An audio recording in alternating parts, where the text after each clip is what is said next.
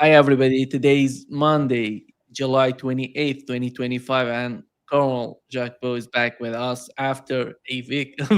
He wanted some sort of day off, and he's back. He's back. Thank you so much, Colonel, for being with us. Exactly. Thank you very much for inviting me and happy to be back with you. Thank you. Let's start, Colonel, with what's going on with the case of Gaza. We had Steve Witkoff going there talking with Hamas. He couldn't achieve any sort of agreement. And in the United States, Donald Trump is talking about finishing the job. And here is what Lindsey Graham said on Fox News on the latest attitude on the part of the Trump administration and these people who are supporting Israel.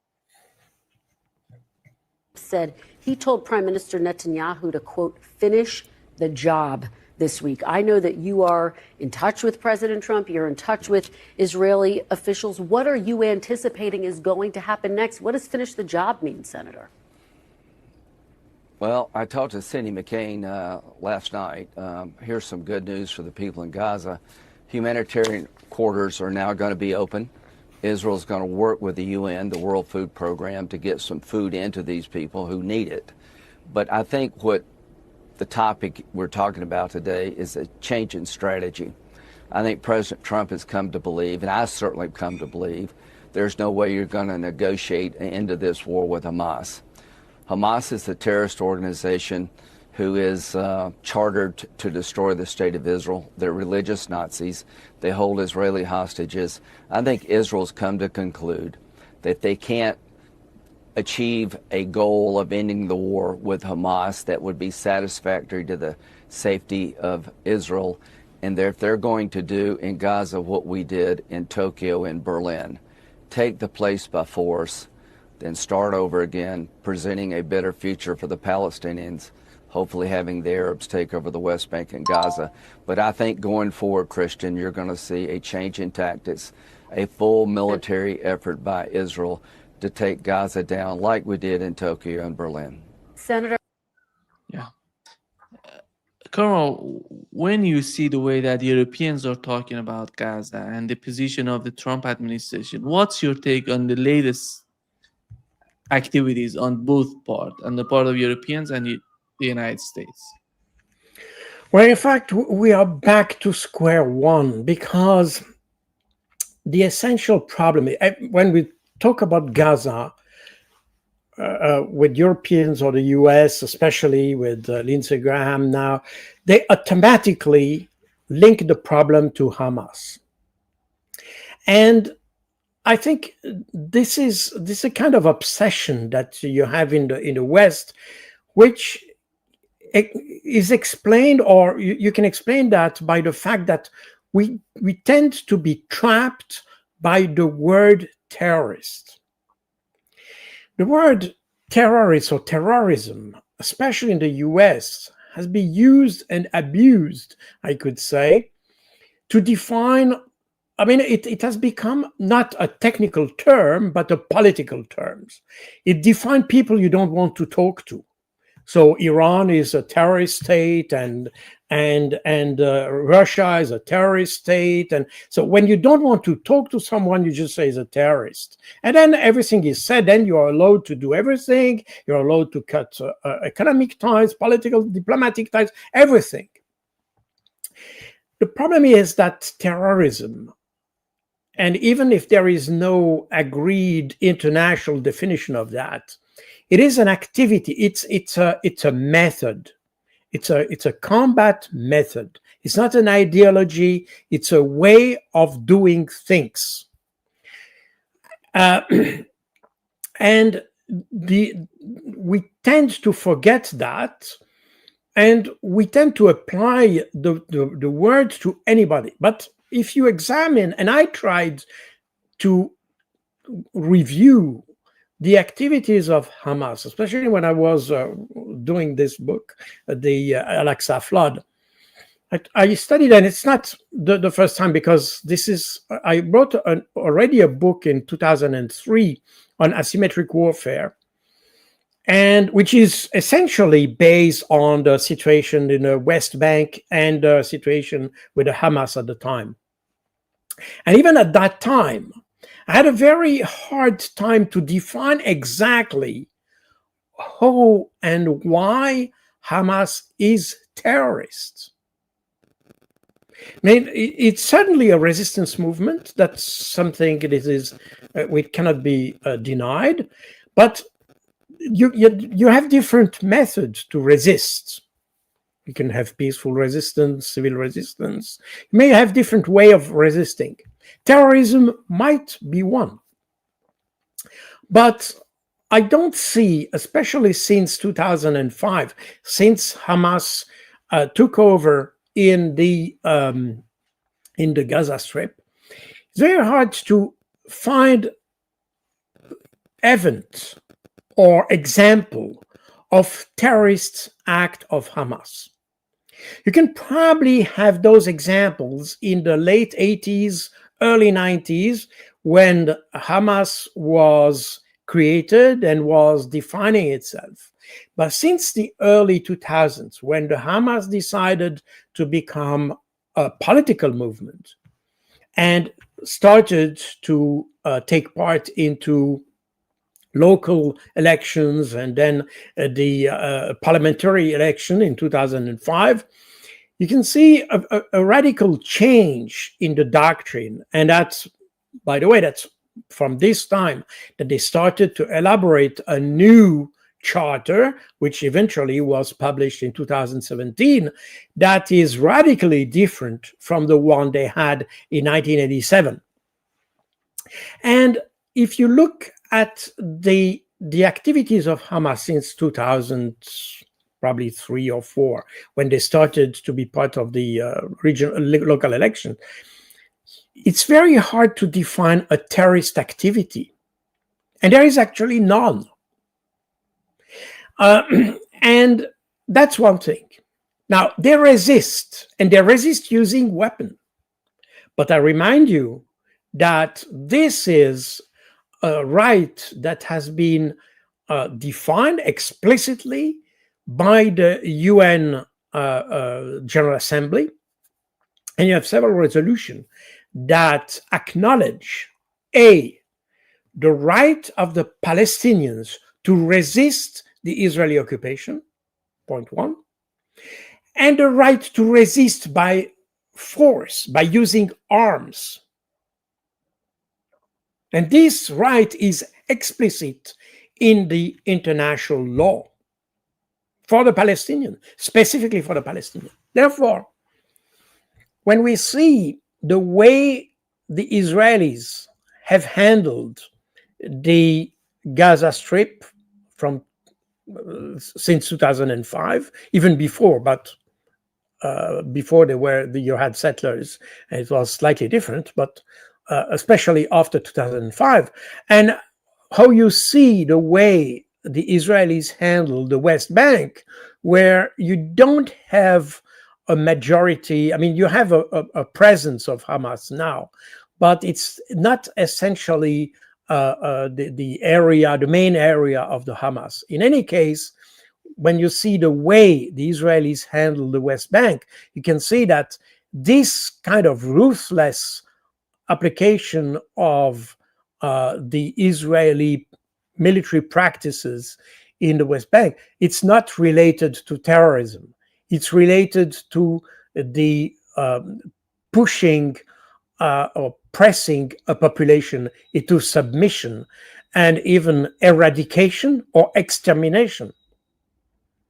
So that's something that has been acknowledged, by the way, by the international law. So the fact that we always stick to the word terrorist, and beyond that, using the word terrorist as a pretext for not negotiating, I think is the wrong approach that we have in the West.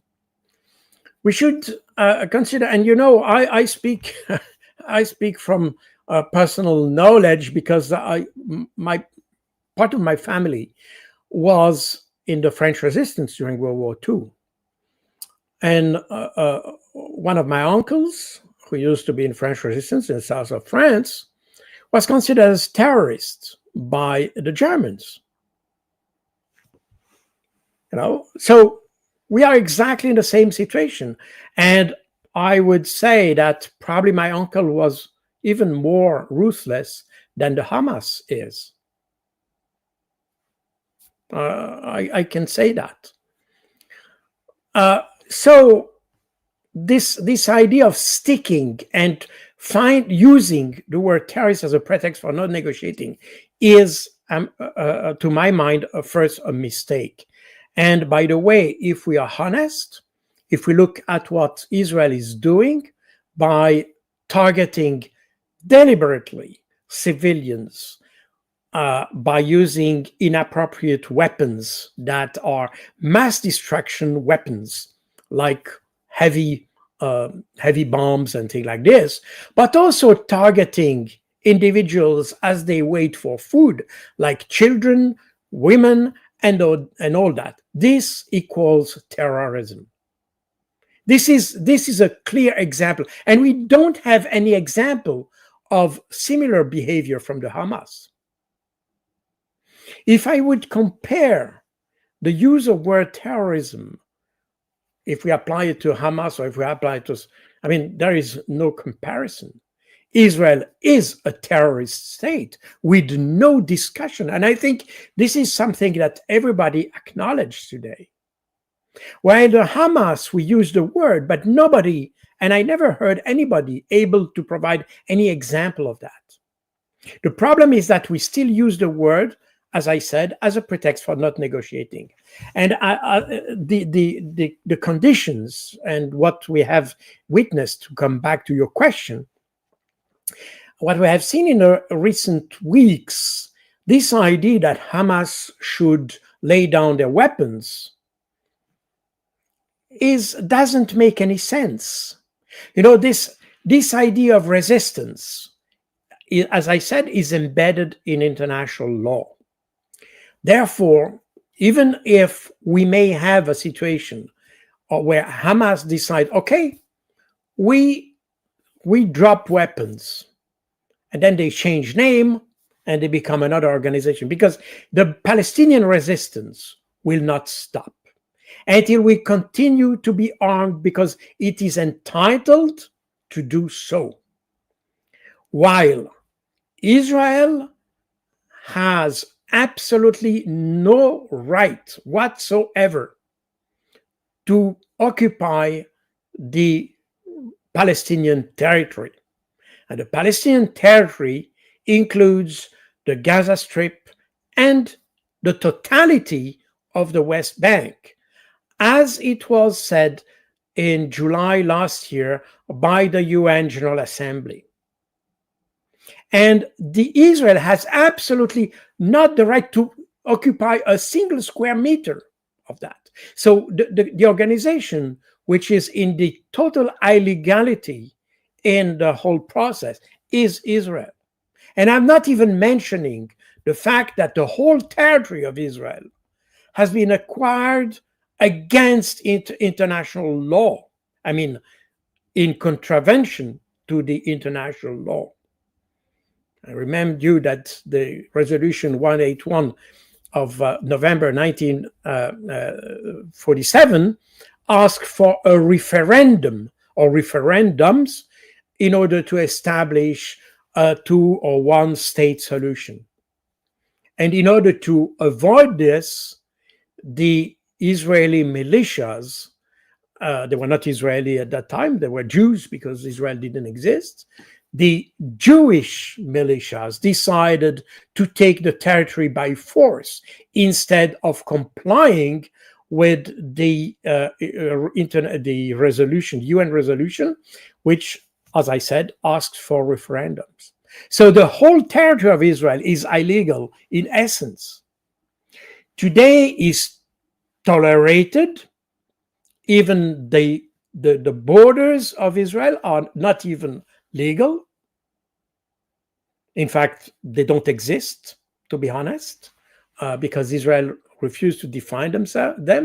And therefore, the territory of Israel, as we know it on the map, is in fact tolerated It's not even legally established. And in addition to that, all the territories that are occupied by Israel in South Lebanon, in Syria, and in the West Bank and Gaza, those territories should be vacated from any Israeli, both civilian and military.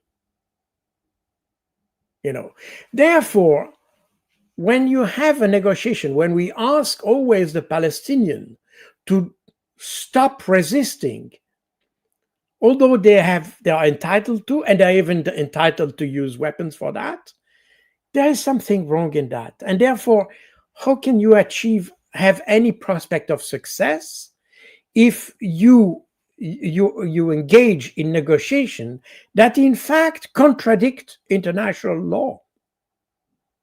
Because exactly what you just said about Steve Witkoff and all the dialogue that has started, at least that we can say, under the Trump administration, it has always considered that the Palestinians should not be there. The reality is exactly the opposite. And therefore, we have to be, we will not achieve any kind of success if we don't accept the reality of the international law and the reality of international justice. By denying that to the Palestinians, we will not achieve anything.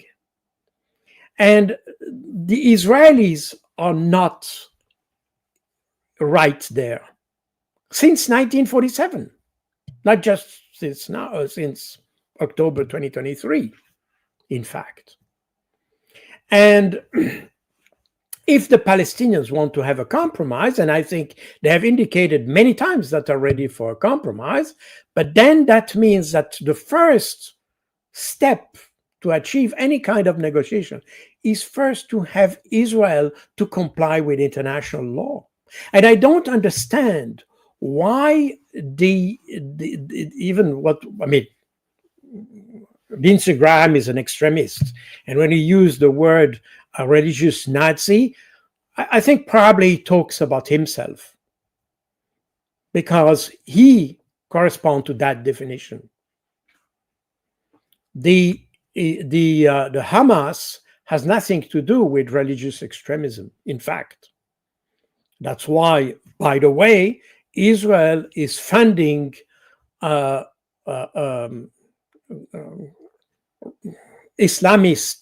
militias within the Gaza Strip to fight Hamas. And in fact, these are militias that were linked to the Islamic State. So Israel is funding these guys, and the Islamic State has always been adverse to Hamas because the Hamas precisely is not related to that. And there is also a kind of misunderstanding we have in the in the media and even among politicians that Hamas is an offshoot of the Muslim Brotherhood, and therefore it is the Muslim Brotherhood. This is totally wrong. It's exactly the opposite. I mean, the Hamas broke from the Muslim Brotherhood. That's exactly what happened. And in fact, if you look at the history of the Muslim Brotherhood in the region, which is an organization that you find mostly in the Mashrek area, that means the eastern part of the Mediterranean, you have, or you had, better said, the Muslim Brotherhood in Syria, the Muslim Brotherhood in Turkey, the Muslim Brotherhood in Jordan. You never had a Muslim Brotherhood in Palestine. This was a breakaway because precisely they didn't agree on the fundamentals. And Sheikh Yassin, who created the Hamas movement, broke away from the Muslim Brotherhood, of which he was a member. by the way, as Yasser Arafat, by the way. But they broke away because they didn't agree with the fundamentals of the Muslim Brotherhood. And therefore, it's trying to make an analogy between the Islamic State and Hamas and all that, and putting that in a kind of a melting pot of groupings that we tend to call terrorist, is a way to show and to portray the Palestinians as terrorists. And Palestinians did use terrorism. I mean, when I was young, I remember, but then it was even before the Hamas, by the way. Under Yasser Arafat, I remember when you had regularly airliners hijacked by the Palestinians, but they were mostly, by the way, Marxist terrorism at that time. It was 1970s, 1980s. Yes, that was the 70s until, I mean, I would say from the late 60s up to the and then you have of course a change, because as from 1974, Yasser Arafat decided the PLO would renounce to the use of terrorism, but you had other groups that used to be part of PLO that broke away from the PLO and continued to make some terrorism, like the Abu Nidal movement and all that, and that continued up to the early 80s. And in the 60s, I mean, you had the famous Tricontinental Conference in the Habana in Cuba, where all the Marxist revolutionary movement decided to fight a common struggle.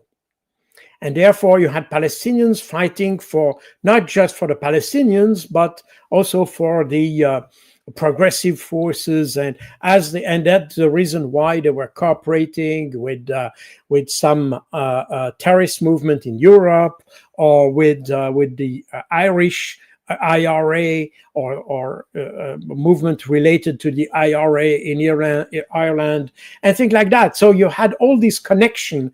It was really, at that time, you had an incredible network of terrorist movement that was essentially Marxist, that was managed from far away, but with some advisors, by the way, from the Soviet Union, from the East German Secret Service, from the Czech or Czechoslovakia, at that time it was Czechoslovakia, Secret Service, and you had a lot of Palestinian fighters trained with the Czechoslovakian parachutists, for instance, or airborne troops in Olomouc, for instance, in the famous basis of Olomouc. And myself, when I was at that time, and in the early 80s, when I was in intelligence, and I was sent to South Africa and to see the operation in South Angola, and with the SWAPO. I remember having even met guerrilla fighters of the SWAPO, the Southwest Africa Popular Organization. And they told me they had been trained with the special forces in Czechoslovakia in particular. So you had really, at that time, you had a network of organization, and that went well beyond, I mean, that was definitely not based on religion. It was something that was definitely related to some kind of Marxist project.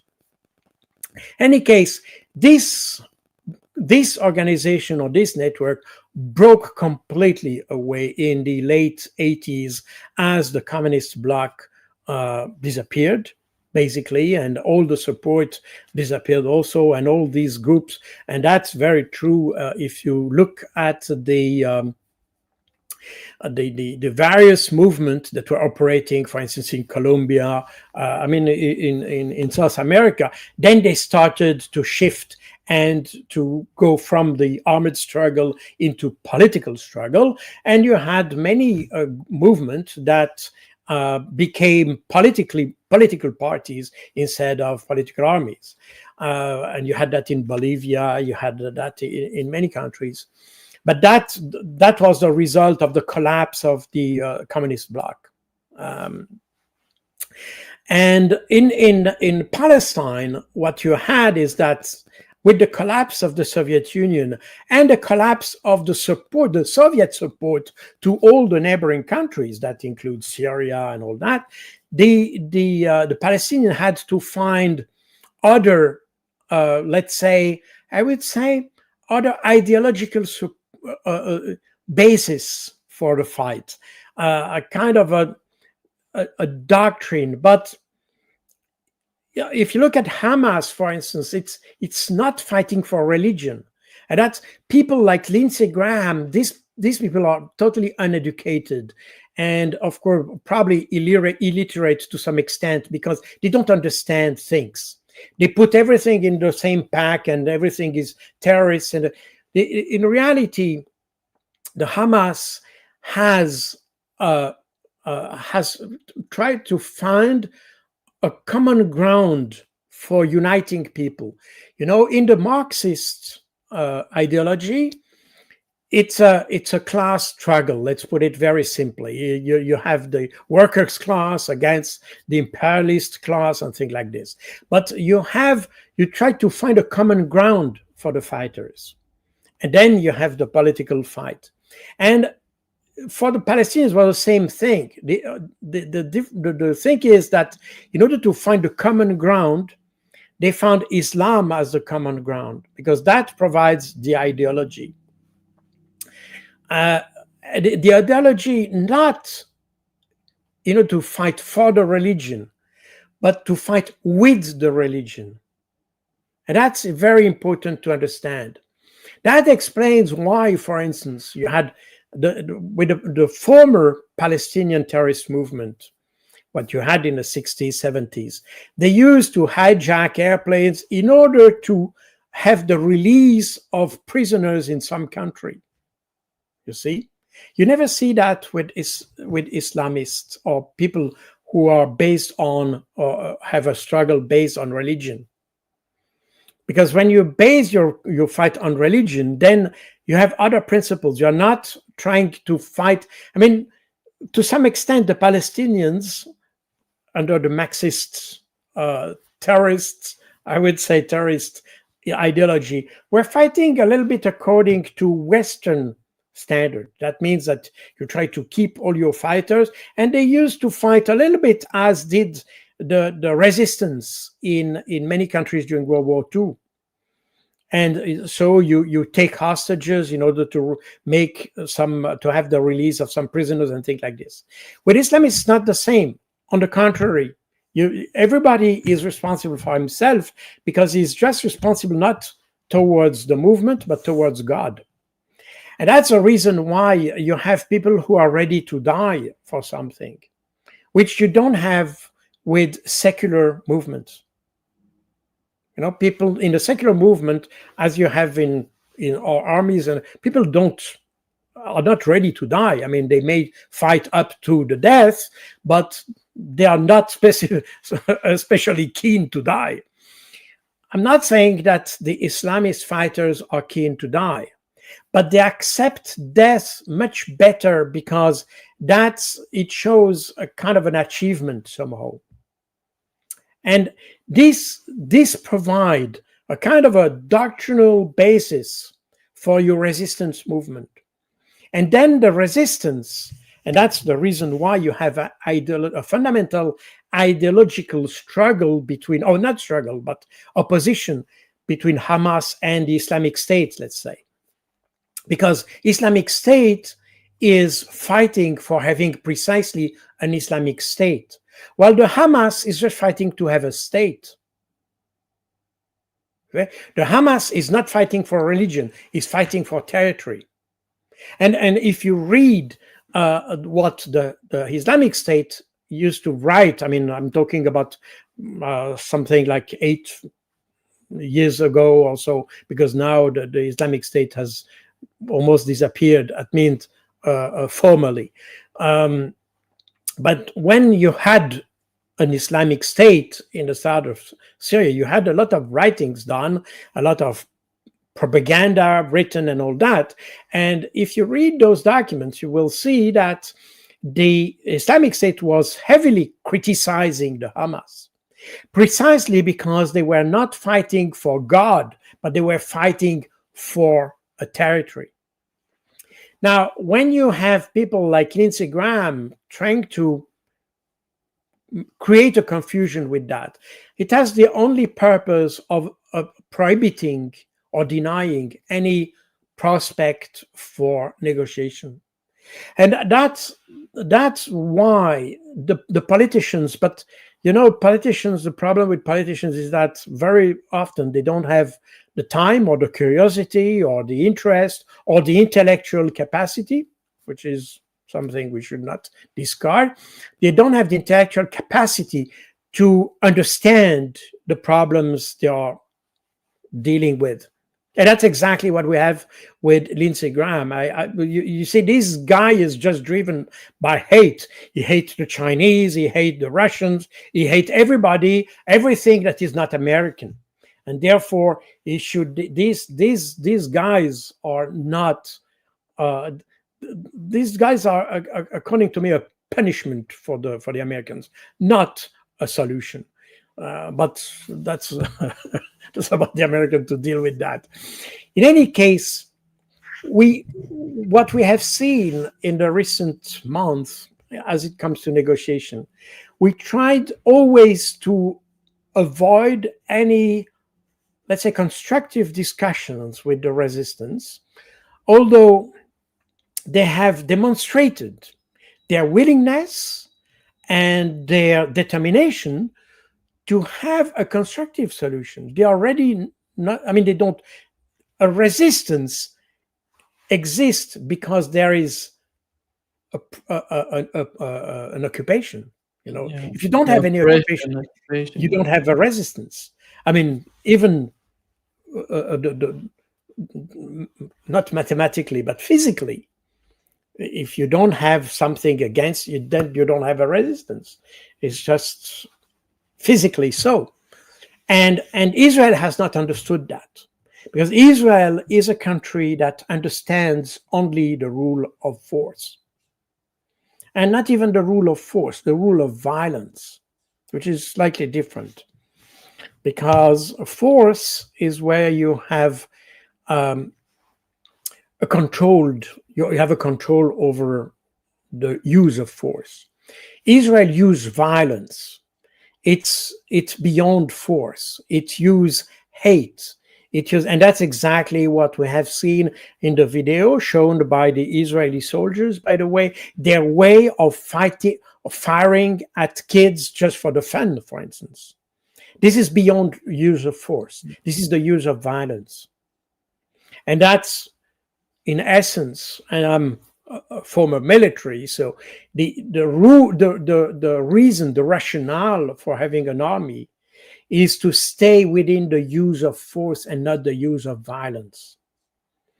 You when you get rogue, then you tend to go to violence.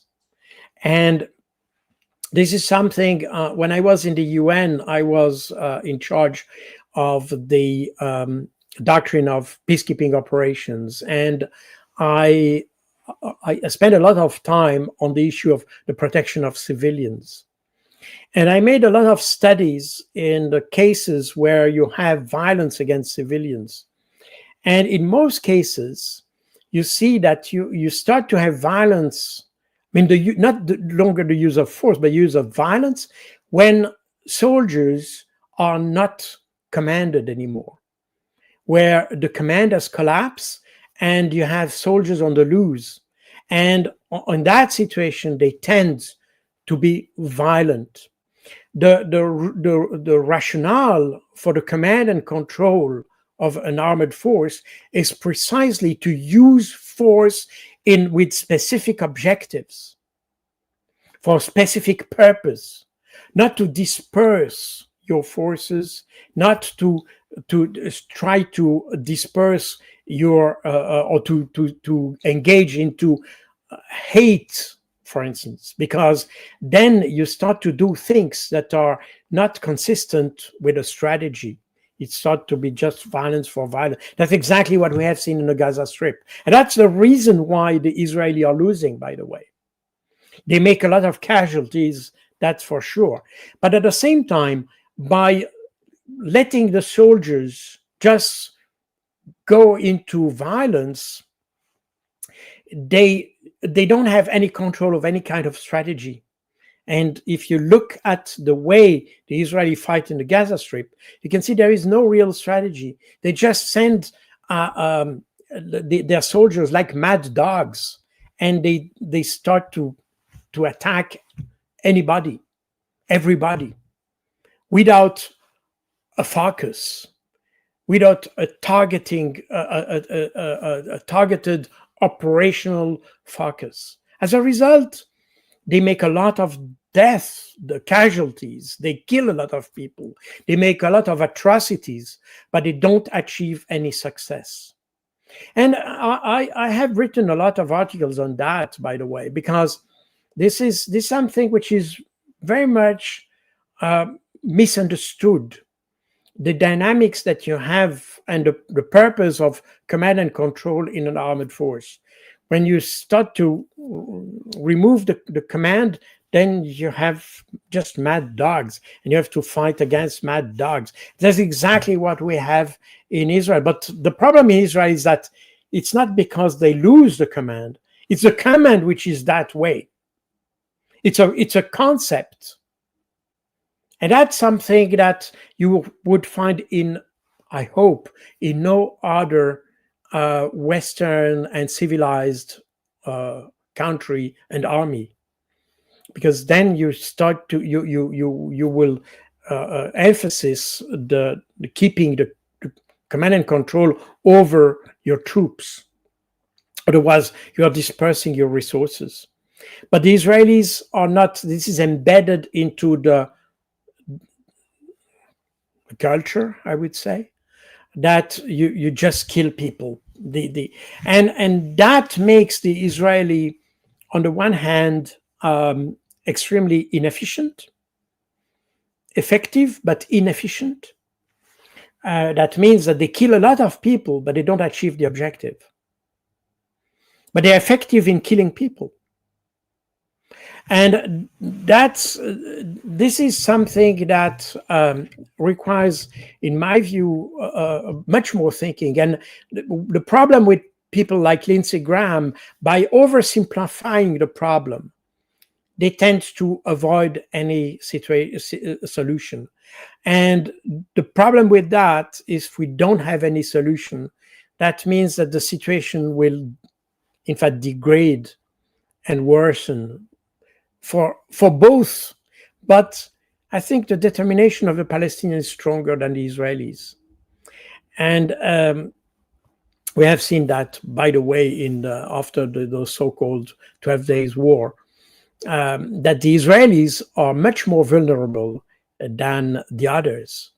They don't have the determination. They are driven by hate, not by determination.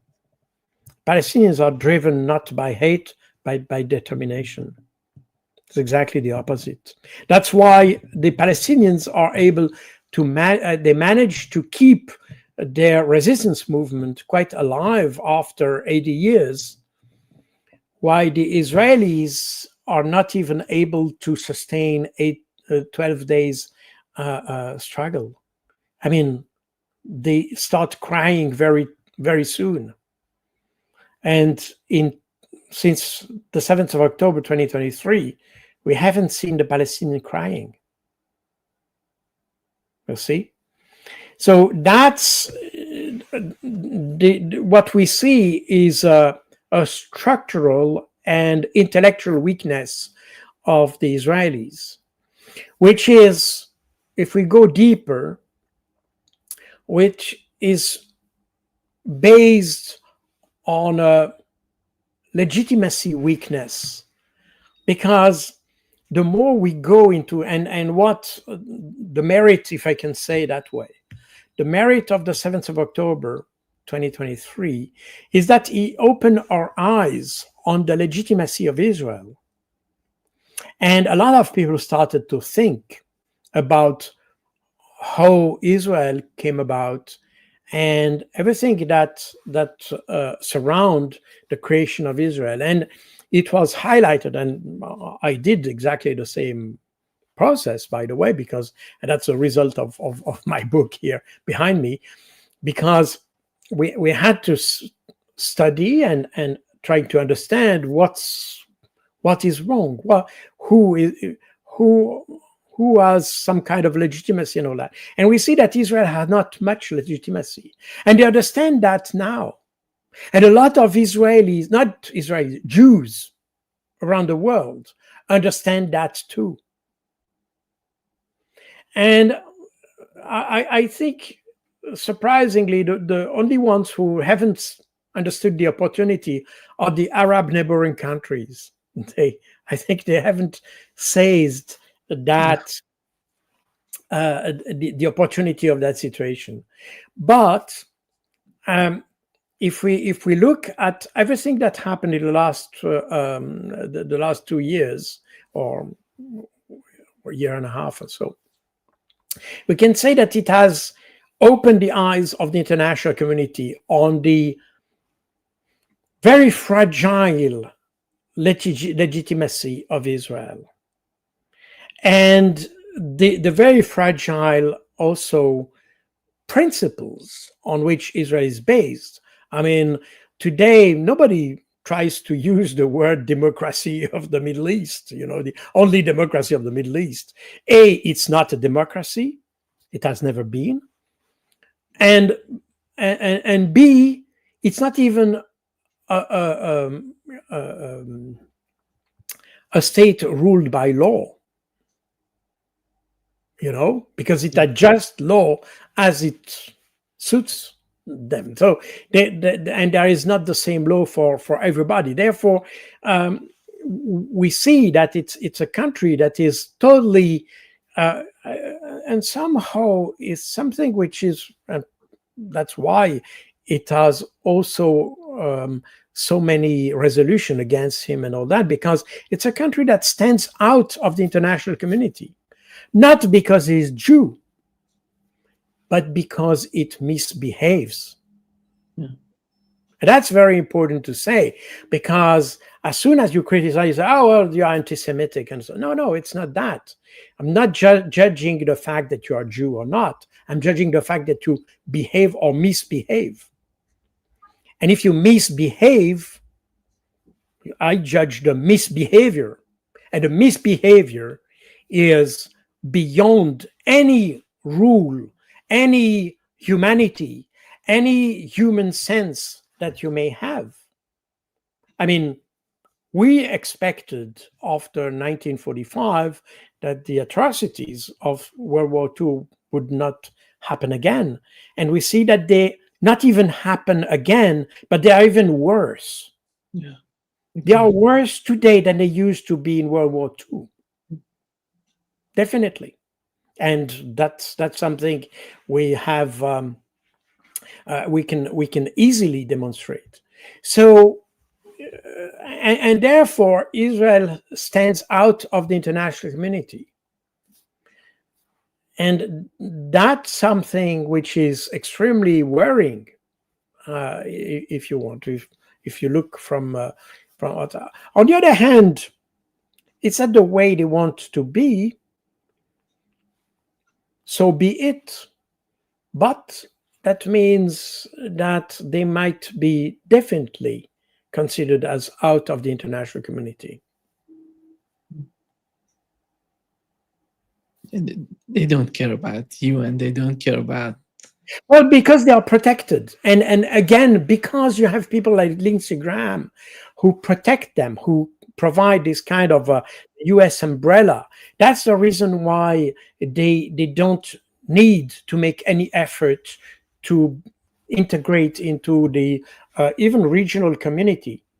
And when you talk about the Israeli diplomacy, I mean, it's inexistent, essentially. Israel had an effective diplomacy up to the early 70s. And you had a great Minister of Foreign Affairs.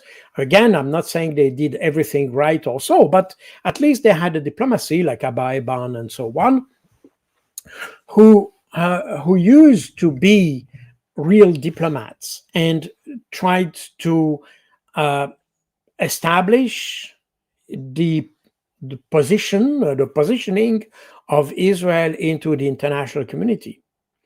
But I said up to the early 70s.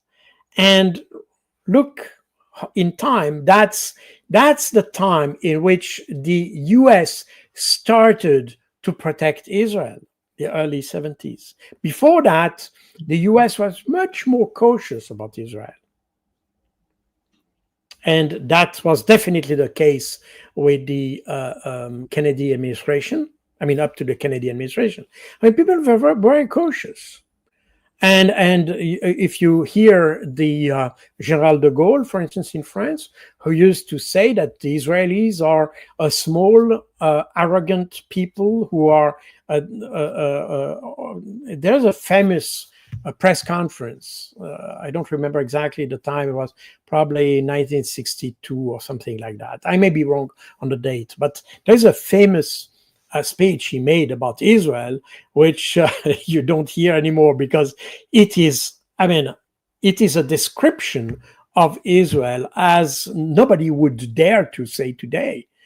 But he said that was an arrogant, aggressive, extremely very capable, but at the same time extremely arrogant and aggressive population that will try to impose its will over its neighbors. And remember something I have mentioned already. This is just before the vote of the resolution 181 that I mentioned before in November 1947. Just a month before, in the 5th of October 1947, the CIA produced a note for President Truman in order to discourage the U.S. government to accept the resolution 181. And in that document, which you will find in my book, by the way, it's I put an extract of this note of the CIA. Al-Aqsa flood. You're talking about Al-Aqsa flood. Al-Aqsa flood, correct. I have this book here. Yeah. Al-Aqsa flood here, this one. Yeah. And in that book, I explained that the CIA said, don't accept this proposition, this resolution, because if you accept that, the Zionists will never be satisfied with the result of the resolution. They will try to expand their power by military force. They will provoke terrorist act, and then they will blame the Arabs for that. This is said explicitly. This is if you take this assessment of the CIA in 1947, you could change the date after 80 years. It's basically, you just need to change a date, but the content is absolutely valid for today. And meaning that up to the early 70s, the West was not so keen to protect Israel. And therefore, Israel had to make some effort to interact with regionally and internationally. Since the early 70s, when the US started to protect actively Israel felt that they didn't feel the necessity of having an active diplomacy. And since then, you can hardly mention any diplomatic initiative from Israel. I mean, all the Oslo Accords and things like this, or the Oslo process, these were initiatives driven by the US, not by the Israelis. You see, they never had this willingness to live in peace with the Palestinians. In fact, the whole history of Israel was a sequence of attacks against Lebanon, Jordan, Syria, Egypt. They attacked everybody, and including the Palestinians, of course.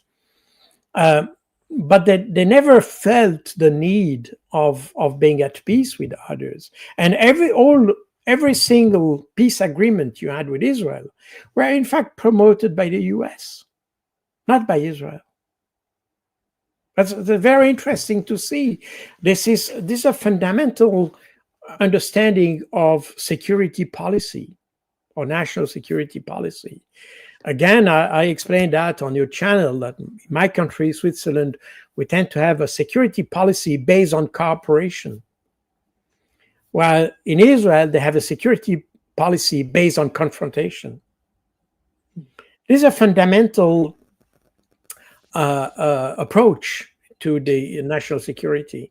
The problem is that it was okay when the Middle East was considered as enemy by the West, and therefore Israel was considered as the advanced position, the advanced strong point of the West in the Middle East. But today this is the opposite.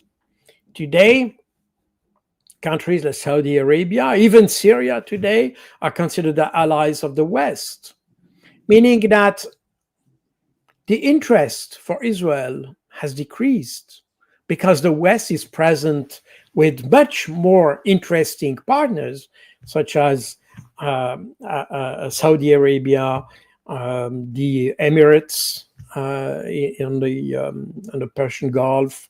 Yeah. I mean, these are... Qatar, Sorry? Qatar, it's so... Qatar, exactly. Yes, all these countries are much more interesting for the West than Israel.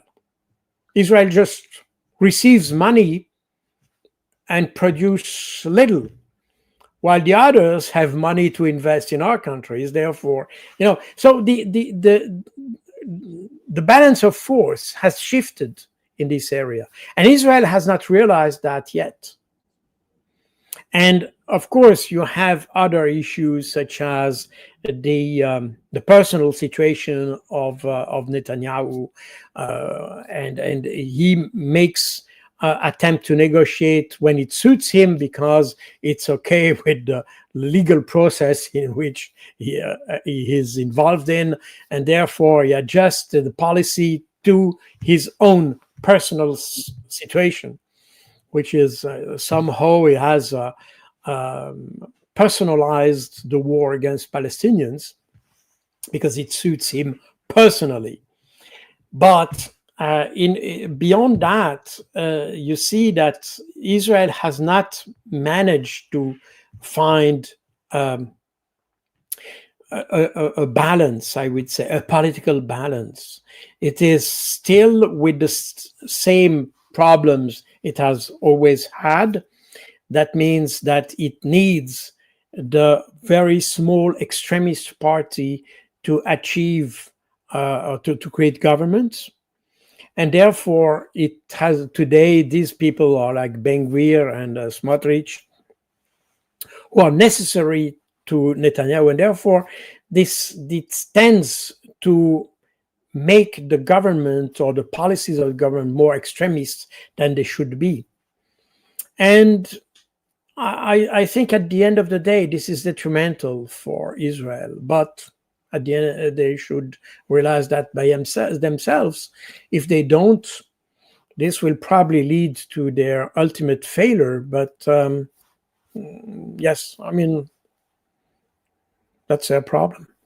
Yeah. The problem is that in the meantime, Palestinians pay the price for this. And that's something which is totally unacceptable. And the problem is that the international community accepts that. Because it's nice to say, Macron, we will recognize the state of Palestine and all that. Well, even if this is the 10th time he says so I don't expect much from him. But in any case, we see that beyond words, no Western country is ready to act. When it comes to Russia, everybody, not everybody, but some countries are ready to send troops in Ukraine and send troops to protect Ukrainians. And so when it comes to Palestinians, nobody mentions even that. Even they can even agree on using, for instance, peace enforcement for the Palestinian. This would be a possibility. You have peacekeeping, where you once you have a peace agreement, then you maintain peace by having troops. That's what you have in Lebanon, for instance. And when you cannot reach an agreement, then you can have what the UN calls peace enforcement, mean that you send troops in order to bring the parties to the negotiation table, mean that you enforce a negotiation, a peace through negotiation. And that's something that would be legally feasible, but nobody wants to do it. And that shows how the Western politicians are coward, because we have all the legal instruments to do that. One important one is the decision of the International Court of Justice, who confirmed the fact that any Israeli presence on the Palestinian territory is illegal. Any Israeli in the West Bank, in Gaza, wherever, these people are illegally there.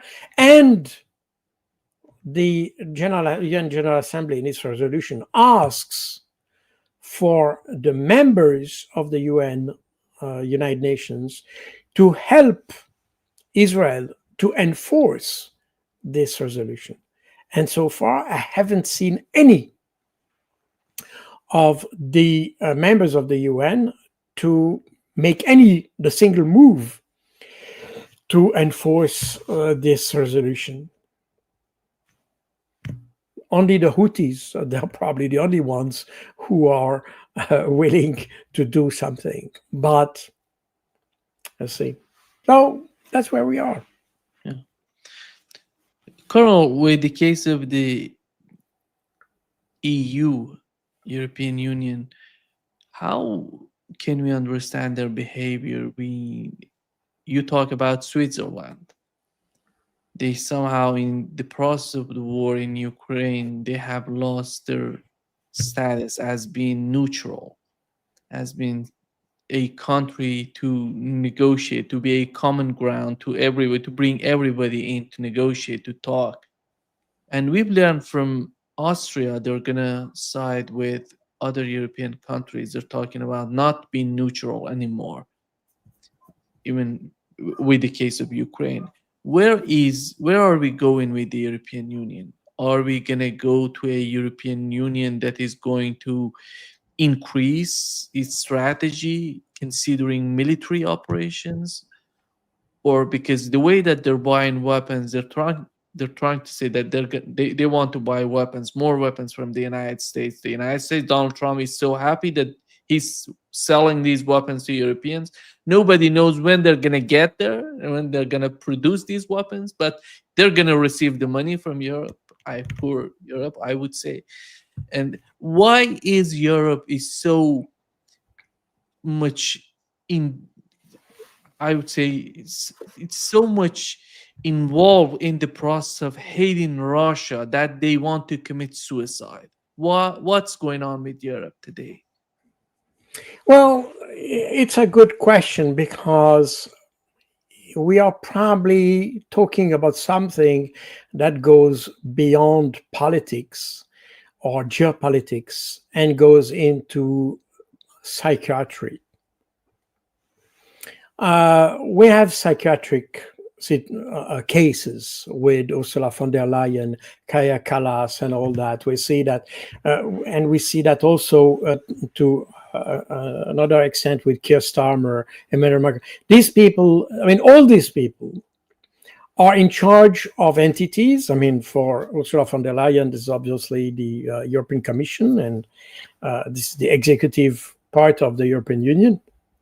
Keir Starmer with UK, France, and Emmanuel Macron with France, and Friedrich Merz with Germany. And all these entities have very important problems inside. I mean, budgetary, fiscal problems, societal problems, social problems, everything. But they keep focusing on the situation in Ukraine. And when you listen to Kaja Kallas, who is the foreign ministry I mean, this is the head of the External Action Service of the European Union, which is de facto some kind of foreign ministry of the European Union. I mean, when you have the problem with Iran, with China, with Israel, she's totally silent or incapable of issuing any kind of intelligent comment on that. Everything she does is related to Russia, because she comes from Estonia, which is a tiny country in Europe, and Estonia has been historically pro-Nazi during World War II, by the way, and that's the reason why, by the way, Soviet Union occupied this country even after the World War II. As the other Baltic states, they were all pro-Nazi during World War II, including the father or the grandfather, better said, of Kaja Kallas. So you had this sense that Soviet Union and today Russia are their worst enemy, and there is nothing else to talk about than Russia, Russia, Russia. And although Kaja Kallas represents, as I said, foreign ministry of about 30 countries, and with a lot of problems with relations, economic ties, and trade relationship with the rest of the world. No, her focus is Russia. Period. Russia. So that's why I'm saying we are in something which is more psychiatric than we are beyond rationale here. The fact of the matter is that since 2014, and more specifically since 2022, the focus of the European Union has not been to find a solution to the crisis, but to support Ukraine. And they didn't even try to support Ukraine diplomatically, try to find some kind of solution with Russia and all that. No, they provide weapons, and they funded the army and whatever, and today the economy to large extent. That means that the European Union, as for the case of Ukraine, but you could say with the case with Palestine, European Union has no strategy for that. They just try to support one actor. As they did for Israel, they support Israel, but there is no attempt to solve the problem. Try to use, when you are not directly involved in a conflict, and in theory that should be the case, that this is obviously a conflict between Ukraine and Russia. And regardless of how you feel about Russia or Ukraine, the fact is that being European, you are not directly involved in a conflict. And by not being directly involved in a conflict, you could adopt a posture of mediation and help to mediate in the conflict. even if you have a preference, although a good mediator doesn't have any preference. He mediates, so he's in the middle. But even if you have a preference, then you try to accommodate the two and try to, I mean, ideally this would have been done before February 2022, but the European Union didn't. Therefore, we went into a conflict situation in which the Europe was not prepared for and has no strategy whatsoever to address the problem. And that applies, I mean, you mentioned Switzerland, that applies to Switzerland the same. I mean, Switzerland, also we have to acknowledge, because of the pressure made by the European Union and the US, by the way, on the government of Switzerland, in order to have, because the idea in February 2022 was to isolate Russia completely from the rest of the world, completely. The idea was to have no line of communication with Russia. And that's why, by the way, the European Union still struggles to have China condemning Russia and all that. As of today, it doesn't make any sense, but they continue to have that.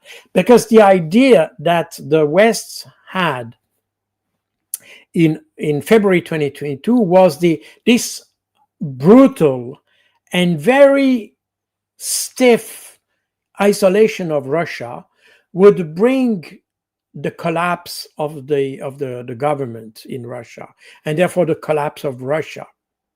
That was the idea. That's why you had all these sanctions taken all at the same time, brutally by everybody, without any concession. All the condemnation from in the UN General Assembly and all that, and the US made every effort to have kind of a unanimity against Russia, because the purpose was to achieve this kind of collapse within weeks. But it didn't happen. And Switzerland, in my view, didn't understand the opportunity here, because instead of playing the neutrality card, it complied with what the EU and the US were asking for. That means a compliance with the sanctions. And as of today, Switzerland is, depending how you count, but it's the second or the third country that applies the more sanctions on Russia. The first one being the US, and then the second is, depending how you count, either the Switzerland or the United Kingdom. But that depends a little bit how you count.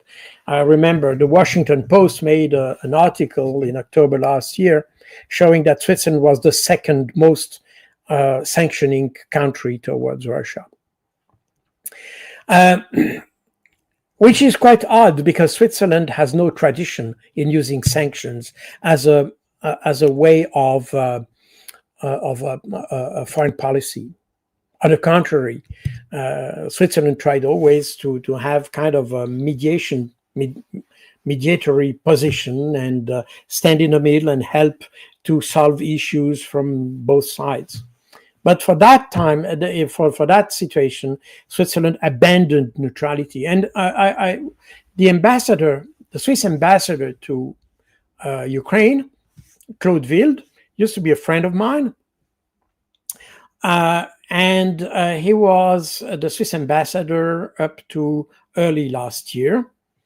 And he said very officially that Switzerland was not neutral in this conflict. So it abandoned neutrality for this conflict, which is quite odd. And the problem here is that, and that shows also the lack of strategic vision, because the purpose or the utility of having a neutral country like Switzerland is that it provides kind of an escape door in the conflict. You see, today, the West, and especially European Union, is not prepared and not set to talk to Russia, and has no really the willingness to do it. The Americans have tried to do it, but they haven't found the right language with Russia. And therefore, the attempts of Steve Witkoff also that failed definitely with Keith Kellogg. And Steve Witkoff tried also, but Steve Witkoff is not a politician. He didn't understand what is at stake. He's an intelligent person, he's a businessman, but not a politician. And therefore, all the talks he had with Putin didn't lead to anywhere. And that's the reason why we are in the situation we are today.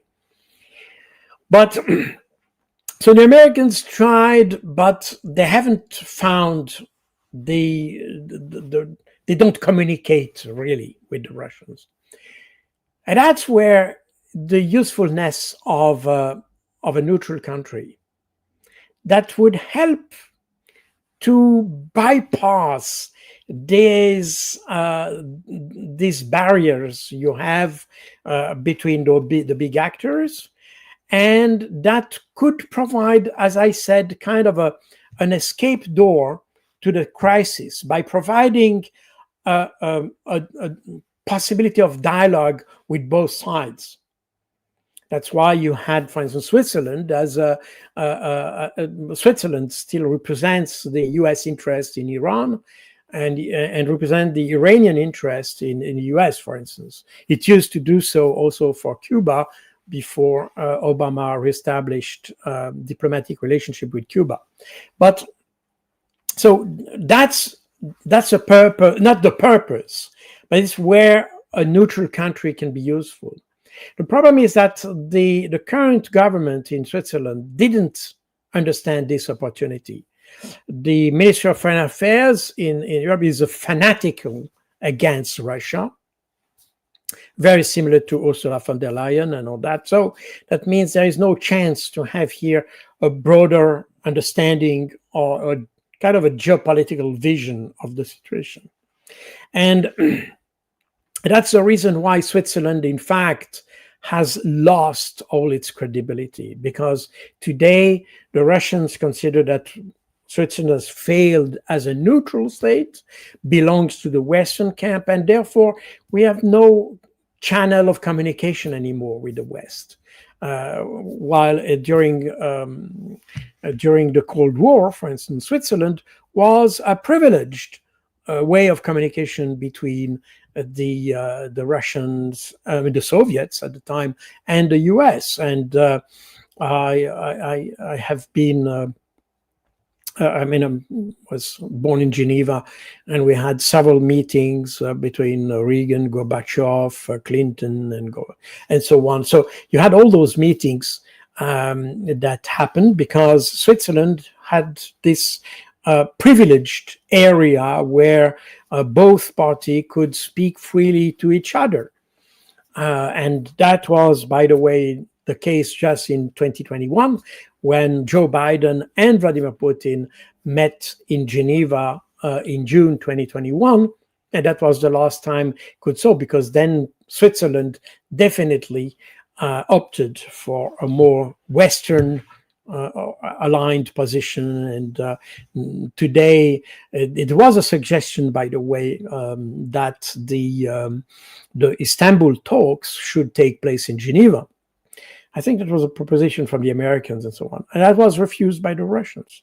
Russians said, no, Switzerland is no neutral anymore. And therefore, they preferred to have the meeting in Istanbul rather than Geneva.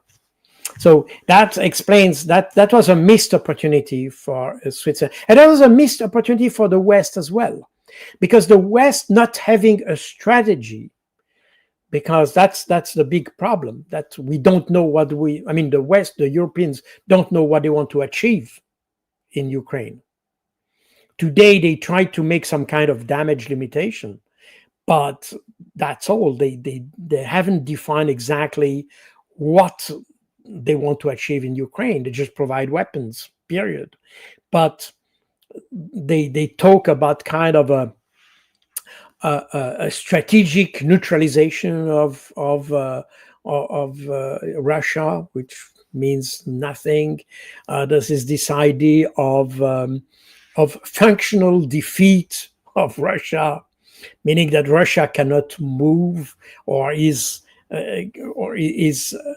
let's say cannot move freely in Ukraine. It's a very fuzzy concept that you have, but the bottom line is that we don't know what we want to achieve. As a result, when you don't know what you want to achieve, you cannot have a strategy to address this objective because you don't have an objective. And as a result, you are exactly the situation we are. Just try to maintain the status quo or provide weapons, hoping that this will try to help the Ukrainians. The problem is that, as I have already written in 2022, in my first book, Operation Z, it was clear that the policy or the strategy, or not strategy, but the behavior of the West was in fact just leading Ukraine towards a disaster. And we haven't really changed that. It is still heading towards a disaster. And everybody understands that we are heading towards a disaster, but nobody has any understanding of how to prevent that. So, and that shows how the West has become weak. But we have shifted from Palestine to Ukraine in the discussion we have today, but we can see exactly the same thing in Palestine, the same thing with Iran. The West doesn't know what it wants to achieve, and mainly, I think one of the biggest problem is that we have been trapped into a narrative. Iran is a rogue country, Palestinians are terrorists, and Russia is a rogue country as well. And therefore, we are trapped into that narrative because you don't talk to a rogue state, you don't talk to a terrorist, you don't talk to that. And that's where this kind of schematic understanding, this black-white understanding of the realities, create a barrier to any kind of solution. And we have seen that those who propose solutions for Palestinians, Iran, are in fact the Russians themselves, Chinese, Iran themselves, but all the initiatives come from them, not from the West. The West is trapped into its narrative and has no prospect. We know that one of the possible ways to solve the situation in Palestine is probably, again, there are different views on that, but let's say probably to have a dialogue on the issue of the two states. And the first step to have that is probably to recognize Palestine, which is, by the way, already recognized by the UN. So it shouldn't be something extraordinary to recognize the state of Palestine, because formally it has been already recognized by the UN. So, and that could be a starting point towards something. But nobody dares to antagonize Israel. And we have the same thing with Iran. Everybody knows that Iran is right as to the nuclear initiative. Everybody knows it. But nobody wants the risk to antagonize both Israel and the US. You see. For Russia, it's a little bit different, because here you have a lot of other aspects. And again, as I said before, we are more in the area of psychiatry than in the area of politics, because and that's interesting, because that's something I mentioned in one of my books, but it's very a coincidence that all these people who are in charge today of those countries or the politics in Europe have in fact are the grandchildren of people who were Nazi or anti-Soviet during World War II.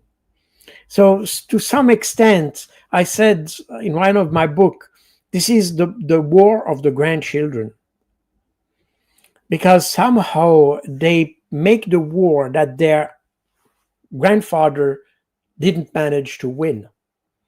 And today they try. So there is probably something. I'm not, I mean, again, we are in the area of psychiatry, which is definitely not my area. And there are probably things to dig into that, because that would explain how this inability to even think about opening a dialogue is. This is something we haven't seen during the Cold War. Even during the Cold War, even after the incident we had, I mean, you had one of the U.S. liaison officer killed in East Germany, for instance, in the early 80s. That was Lieutenant Colonel Nicholson, if I'm not wrong. He was killed by some East German soldier, although he was in a diplomatic mission, by the way. You had the downing of the KL 007 in the Sakhalin, over Sakhalin Peninsula in 1983, if I'm not wrong, which was a significant incident between the Soviet Union, Japan, and the West at large, because it was a civilian airliner that was downed by a Soviet fighter. So that was a significant incident. But even although we had all these incidents, we always kept talking to each other. This never led to a break of the diplomatic relations. We always kept talking. There was condemnations, there were criticisms and all that. That was clear. But you still had a dialogue. You still had a negotiation. You had all these negotiations about the nuclear arsenal. I mean, the START negotiation, SALT negotiation, and all that. All these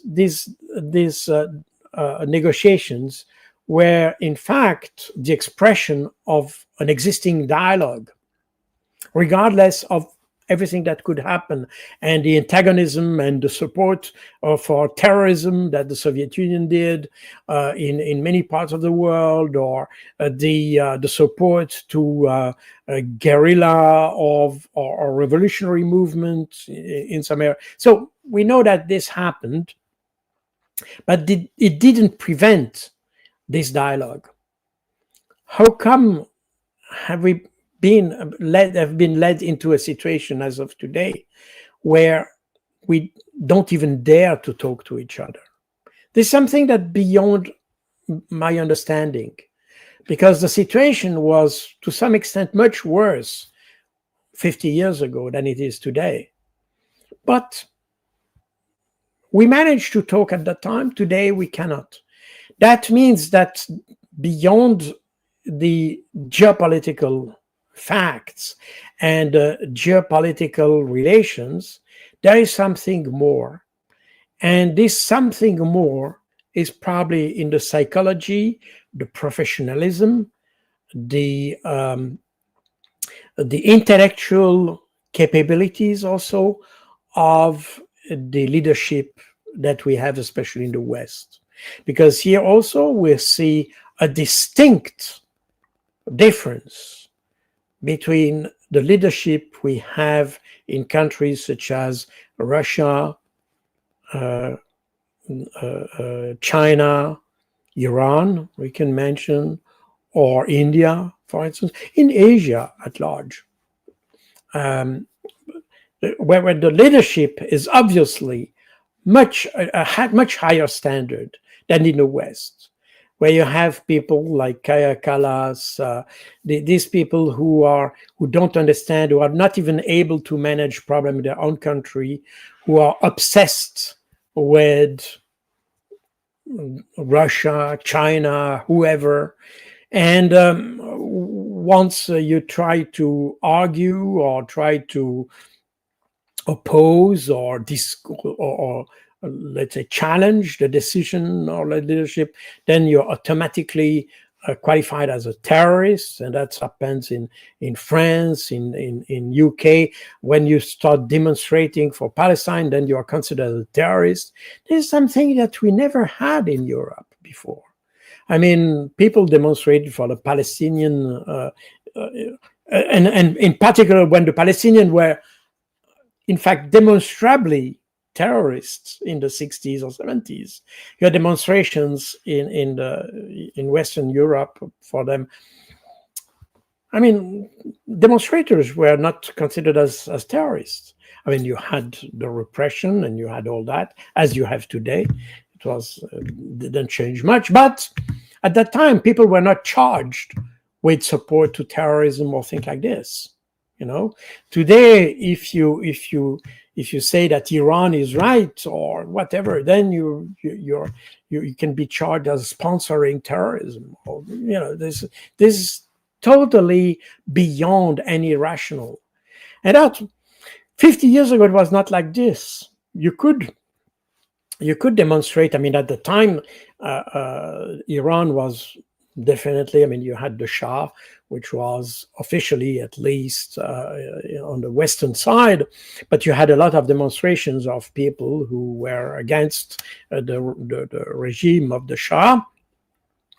They were not even considered as terrorists. You see, demonstrations were, I mean, yeah, okay, that was that happened, and that was tolerated, I mean, within the framework of the law. But you were not charged as a support of terrorism when you were demonstrating against the Shah of Iran, for instance. So we have a situation in the West that has a mental posture that has radically changed, and I think it plays a role in the way we try or don't try to solve the problem.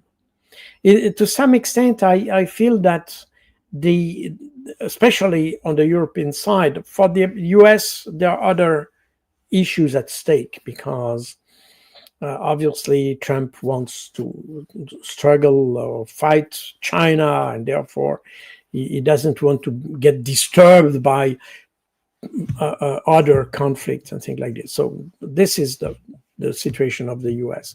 But in Europe, you see that there is no interest basically in supporting a conflict and having a conflictual situation.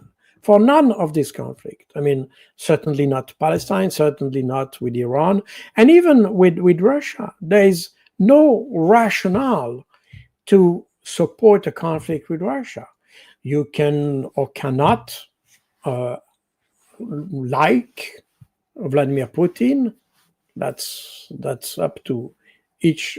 But why do we need to support an armed conflict? I mean, this is to the detriment, certainly, of Ukraine. That's no question about that. But it's also to the detriment of Europe. So we are even working against our own interests. So that's why I said we are beyond geopolitics. We are definitely entering the world of psychiatry. And that should be a source of concern, by the way, because we talk about elections coming in France or whoever, but we don't see any leadership that could emerge from the society we know that could change the situation. I feel that those who may become president in France or elsewhere, they're even worse than their predecessors. And if you look at just the example of UK, I mean, after Boris Johnson, we were from bad to worse. Yeah. And look at Liz Germany. Truss. That Germany. was, sorry? And Germany. Germany as well. Yes, that Obvious. that goes from bad to worse. And with what worries me is that Liz Truss was a poster example of that. But this such an intellectual weakness to lead a country such as UK is amazing. How come can somebody so stupid even come to the position of being a candidate for the position of prime minister? I mean, how come can you have people like Kaya Kallas or even Ursula von der Leyen? Because they have a record of failure. They have records of corruption, of lies. They have the poorest record you can have. How come can they come to the position of being even a candidate for a position in the European Union and things like this? This is that those people should have disappeared from a public life since years, because they have demonstrated their incapacity, their incapability of leading or managing situations. They are institutional stupid. You know, this is amazing. And what will come next is apparently not better. I mean,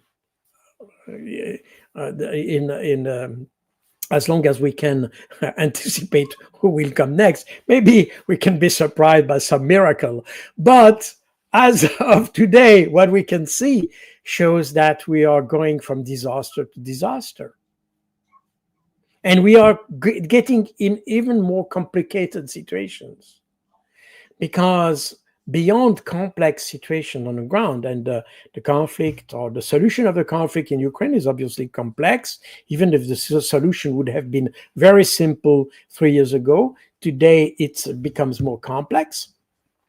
But you have the same situation obviously in Palestine and with Iran. Again, had we continued with the JCPOA, things would have run smoothly, and everything would have been probably not completely solved, but at least we would have a more appeased situation today.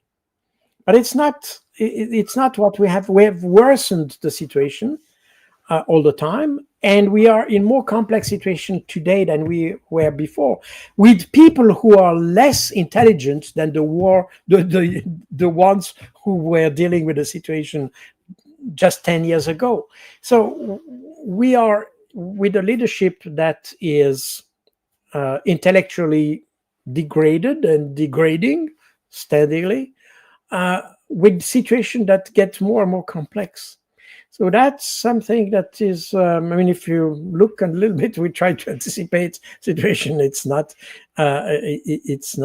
very encouraging, I would say. I think that they don't get evaluated by their expertise. They're evaluated by their level of hatred toward Russia, toward what's going on in Ukraine. I think that's why we have Kaya Kallas in that position. As you Yes. mentioned, you see no wisdom in these people, no policy. The only thing that they know how much they hate Russia for whatever reason that would be. I totally agree with you.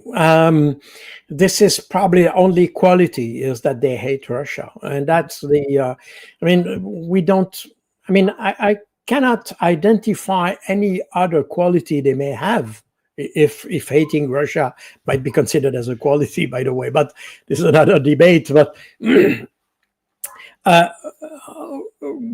have demonstrated no ability to manage complex situations. And they have not, I mean, again, when you are in a position of leader, any, that applies to a colonel as well as a politician. But very often, when it comes to managing conflicts with people or with situation, you have to go beyond your beliefs or your feelings very often. You have to put reason, rationale before your feelings. And that means that regardless of how you feel about this or this guy, you need to apply like rules, regulations, common sense, laws. I mean, there are some kind of framework condition that applies well before your feeling. The feeling must be the very last thing that you use in order to manage a situation.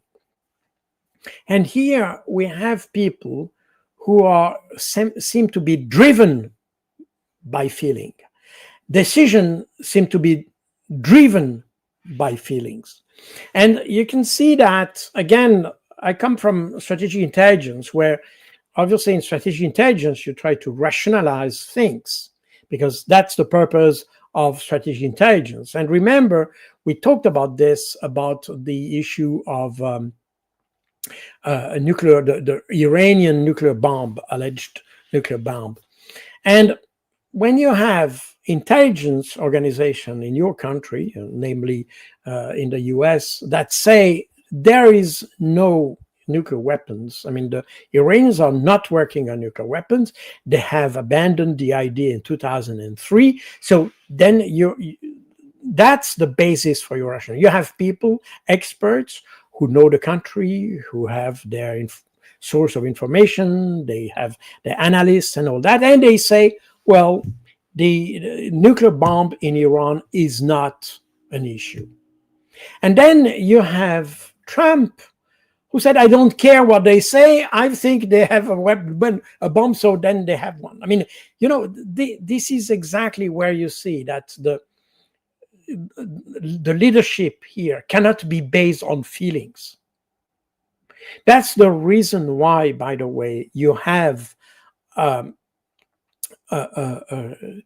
apparatus, you have intelligence, you have all that, because that's precisely to give a rationale to the decision making, to provide decision making with sound, vetted, assessed, evaluated information, to prevent people taking inspiration from the sky or whoever, And that's a reason why I say, even if a lot of people don't understand exactly the work of intelligence services, but I said that intelligence service, strategic intelligence, is an important part of the rule of law,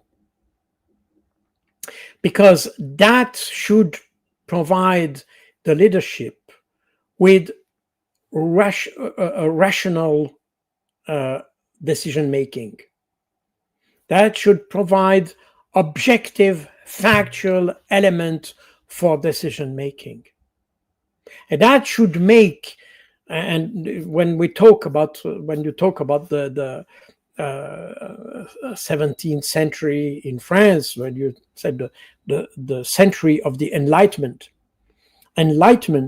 means that the decision is enlightened. Enlightened means that the decision is rational, is no longer something inspired by God. Yeah. It's a decision that comes out of a factual analysis of the situation, a factual analysis of your national interest, a factual analysis of the interest of the population. And that should make your decision making then to the benefit of the country, to the benefit of the population, to the benefit of the people who elected you. Mm. And that's the reason why intelligence, and I speak especially of strategic intelligence, Strategic intelligence is an important, if not an essential part of this rule of law, where your decision making is based on facts, not on feelings. But why? Because our current leaders are so weak intellectually, they tend to not understand the need of having this intelligence, let's say, assessment, if you want to base the decision. They make their decision out of the guts, if you want. So we are talking about a feelings-based decision making. Yeah, exactly. And I recently, you had in France, for instance, the head of the equivalent of the chief of the Joint Chief of Staff, or the chairman of the Joint Chief of Staff in France, which is the Chef d'État-Major des Armées, who explained that France is now the main target or a defined target of Russia. Where does he get that from? I mean, nobody has ever said that. I've never heard that. Never, And why should France be the primary target of Russia? This doesn't make any sense. Meaning that those guys, and when I say those guys, I mean military people, who are supposed to be those who make the decision based on what they see on the ground. Because at the end of the day, you fight the enemy you can identify. I mean, you don't fight if you have nothing in front of you. So you need to have a very good reconnaissance and knowledge of what is in front of you. This guy is just inventing out of the blue a threat, and he is in fact planning the development of a French army based on an imaginary threat. I don't understand. It's unbelievable. Actually, we got to the point that we cannot understand anymore what's going on with them. Yeah. I think. We agree on that. Thank you so much, Colonel, for being with us today. Great pleasure as always. And I wanted to let you know that last week everybody was asking me, "Where is Colonel? Where is he? Why don't you have him?" Yeah. But after all, thank you so much for being with us. Okay, nice to be back, and thank you very much for inviting me. And I'm back to for everybody. Happy to be back again. Great. Thank you. Thank you.